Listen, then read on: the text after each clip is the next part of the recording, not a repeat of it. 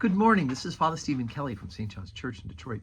We're continuing our series of daily morning meditations where we generally look at one or another of the lessons that are assigned for morning or evening prayer, what is known as the Daily Office Lectionary.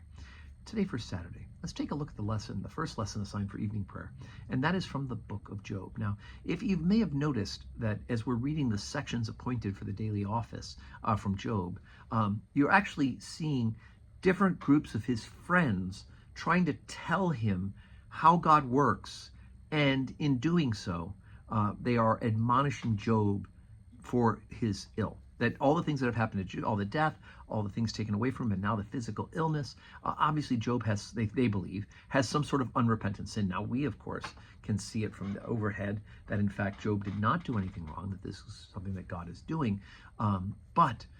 So here in chapter 12, last couple of readings have been the friends who have had less than helpful and encouraging advice.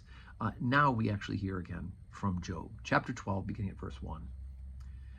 And Job answered and said, No doubt, but ye are the people, and wisdom shall die with you.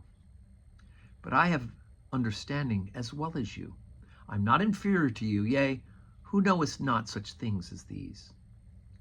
I am as one mocked of his neighbor, who calleth upon God, and he answereth him. The just, upright man is laughed to scorn. He that is ready to slip with his feet is as a lamp despised in the thought of him that is at ease.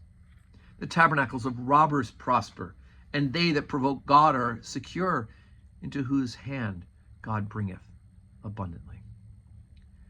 But ask now the beasts, and they shall teach thee, and the fowls of the air, and they shall tell thee.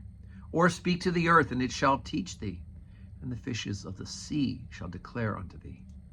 Who knowest not in all these that the hand of the Lord hath wrought this? In whose hand is the soul of every living thing, and the breath of all mankind. So Job is accepting the fact that all things are in God's hands. He's saying, look, you have wisdom, I have wisdom, right? He's a righteous man, and we know that because, again, the introduction to the story, again, this is a parable, one long story is a parable.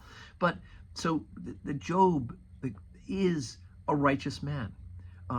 So the others are trying to point at, and so it's easier for us to say, this is why this is happening to you, so it doesn't happen to us, right? We think, oh, thank goodness, this is why it happened, so it can't happen to me. That's what we do. We justify that among ourselves. And so they're trying to tell Job that this is all happening because of something they've done. But Job says, look, everything is in God's hand, right?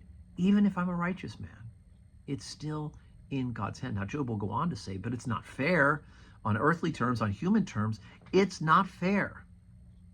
But at the same time, he is acknowledging that it is all from God and in God's hand, but not necessarily as the punishment that these other friends are setting up for him.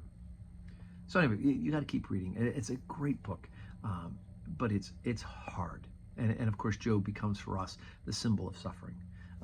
And anytime we know people in our lives who are sick a lot or who have a lot of issues, we'll say, boy, they've got the patience of Job. Well, sometimes Job isn't very patient, but what he is faithful. And we'll see that as we get further on in the story. So today is Saturday. We do not have public worship today at St. John's, but of course we're saying our prayers, praying for you, for those who are watching these videos, and of course I hope that you are praying for us here at St. John's Church, and God willing, we'll see you tomorrow in church for public worship. And may God give you a Saturday that is full of blessings.